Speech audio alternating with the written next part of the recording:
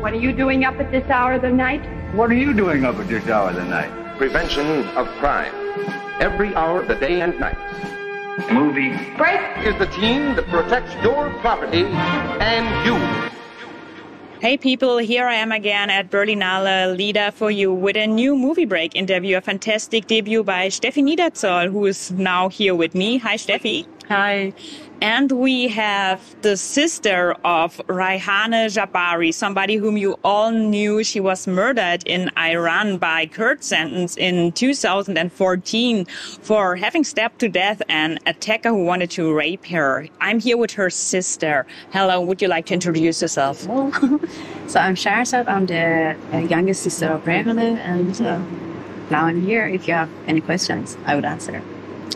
Of course, we have a lot of questions regarding this movie. And of course, first thing is, everybody knows this court case because it became so public thanks to the intervention of Reyhaneh from prison, thanks to your mother's intervention and your own. Would you like to talk a bit about that? How this movie then came into being? How did you meet? Yeah, actually we meet 2017, Shahrzad and Shole and me the first time. Before I met in Turkey family members of Reyhaneh by accident over my boyfriend. I had an Iranian boyfriend, and he introduced me to them, and I became friends with them, and they showed me this incredible material they secretly shot while the whole time Reyhaneh was in prison. And actually then 2017 I met Shahrzad and her mother also in Turkey. They just fled from Iran. And yeah, it was so touching to meet them because there I really understand how strong and powerful this material is. And I decided I really want to do this movie. I have to do this movie. And yeah, then we can say journey started. So yeah, it was 6 years ago. In the movie, you use a lot of footage that was secretly shot. How much of that was shot during the court case, or did you also add later certain scenes where you went again in certain buildings to get more material? I mean, so actually I would say 80% or 90% of the secretly shot material was shot by this time. In this time where Reyhaneh was imprisoned. So also Shahrzad shot some of the most dangerous pictures who are in. Shahrzad shot, for example, in Evin prison. She, by accident, nobody checked her and she had her mobile with her. And she made this, for me, extremely touching pictures of Reyhaneh, videos of Reyhaneh. But yeah, there were when we worked on the movie, there was just pictures missing. For example, Evin prison from outside, Shahriyeh and Rajashah prison from outside. It's extremely dangerous. I mean, Shahrzad, perhaps you can tell the people how dangerous it is. It's really like there was a situation because when she got executed, I didn't want to go even to that city. And there was a day I had to go and I said, okay, I will pass the prison. And I didn't know even that it's dangerous. It's so stupid. I had no idea about it. And I was there and I just came out of the car and I started to make photos and videos because I said, I'm passing like from this street and I have bad memories and I don't know, I want to have something from that. And the soldier came to me and said, what are you doing? No, give me your phone so you have not to do it. And I said, oh, no. I didn't know. He was nice to me, I would say, at that time. And he just told me, so, okay, just delete them. And I said, okay, but I didn't do it actually. But I mean, it's not nice that you just pass and take a picture. It's really dangerous. So I was lucky. And dangerous means you can go to prison for it. For 5 years. For 5 years at least. And there were people, they went to prison and then come after a few days that out of this prison. Yes. Because they took a picture. So you're speaking about really dangerous. It was very dangerous for the people who did this for the movie. And they told me that they want that this movie is made. And so because of this, they took this risk. So when the court case was still proceeding, you already knew that you wanted to get this information into a movie or wanted to get it out somewhere? No, it was not our plan. And so many of these pictures and videos are for the time we said she would come out and we would show her what happened and what we did. There was no plan for a movie, really. Would you like to talk about the time when Reyhaneh was in prison and the family was pressured by the government of Iran? So of course we had it, and there was even not the basic rights for a prisoner also at that time. She couldn't have a lawyer even, and we had the pressure also the whole time when she was in the prison and also after she got executed. We always had this pressure. Yes. So perhaps I can add, because I know a lot of, I spoke so many years now with the family, so it was that they were quite sure that they are monitored, that there were always people in front of the street checking them, there were microphones. So later when they were investigated, they just knew everything. We were at the airport and they told me that they have to arrest my mom. She could not leave the country. The last day. And it was a day after my birthday, and even they knew what was my birthday gifts. So really, they know a lot of secret information from us. Even like my gift was clear for them. So.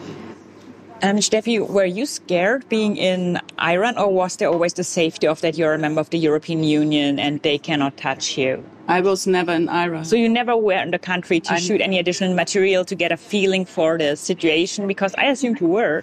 No, actually, I never was in Iran. I think it has to do that I was together with an Iranian filmmaker who cannot go to Iran. So I never went there. Somehow it felt weird not to go with him, or I don't know, to go to a country he cannot go. And then when I started to work on this movie, I wanted to go because anyhow, since years I have so many Iranian friends also, and everybody speaks about this country, and all my German and international friends speak about Iran when they traveled, how amazing it is. I always wanted to go. I always wanted to experience this country by myself. But there was shortly there was a leak that I'm doing this movie. It was very short. It was, and we tried to put all the traces and informations away of the internet. But yeah, so from this moment on, every Iranian who is close to me told me, "Steffi, don't go. It's just not worth the risk." I still wanted to go, and then actually it was Schole who told me, "Why you know what you want, what you're searching. So we are here. You want to do the movie, then." That mainly we are here in Germany, so don't go. So I listened to her. Was there any political pressure from Iran towards you, or any attempts to change the movie, maybe also financial or whatever, that you should not bring it out, that you should change something? No, actually not there. I mean, we beside this one moment, we always, it was our biggest challenge to keep this movie secret. So we were not speaking about it. So none of us spoke about that we do this movie. So I always said, I do a movie about Iran, about women in Iran. And actually nobody really, I blocked it always. We had one fake synopsis. We worked a lot with passwords, with that you don't send something over email and so on. We tried to protect it as good as we could, but I don't know. To coming back to your question, I didn't got any pressure, and I think at least I never felt any danger for myself because I'm German. I live in Germany. I felt more danger for the people who worked on my project, and especially for the people who are still in Iran, like Shahzad's and Shahre's father, Feridun, who did this interview with me, what is extremely brave. He's the only one in the movie who is still living in Iran, and he cannot leave the country because they didn't give him a passport. So, but he and the whole family tried to speak up. So they tried that they are speaking and not being quiet. now that the situation in Iran, given the fight for human rights and especially women's rights, has become so intense, did this kind of change your feelings about the movie, or do you think it will change the reception of the movie, which has just now premiered at Berlinale? It's just about to come out at the festival. Actually, my view on the movie didn't change. It's more that I'm just seeing, wow, okay, it's just, I have more the feeling the perception perhaps changes, because the people will now see, this is what I'm reading in the news. This is not just now. It was already years ago. And also, Reyhaneh is not the first one. Also, before her, there were women, they were in the same situation, and men who had the death penalty.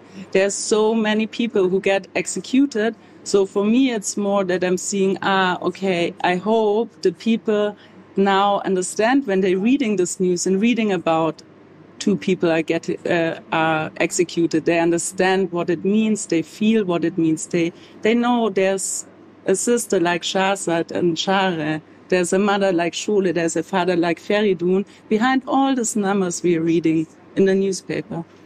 How did you get Sa Amir Ibrahimi, who just starred in Holy Spider, which came out at Cannes last year, to be the voice of Reyhaneh in the movie? Yeah, actually, it was a friend, an Iranian director, Sina Atayandena, who is a friend with Sa from Iran, and he recommended her to me and said, so wow, I think she would be very, very nice for the voice of Reyhaneh. And I know a bit her story, and I went a little bit more into her and listened to her voice, and I immediately thought, wow, she would be really good, because I searched also someone who has a political agenda, or who speaks then also for the movie.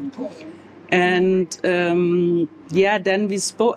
We spoke, and she asked me if Shole knows that she will be the voice. And I heard that her voice trembled, because actually it was before Cannes. So we spoke. She just finished the shooting with Holy Spider, or later she was in the process of editing.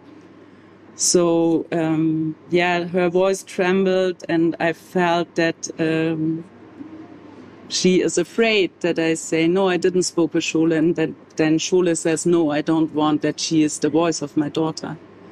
And this really touched me, because of course I spoke before with Shole, because of course it was important for me to check if she is fine, who is the voice of her daughter.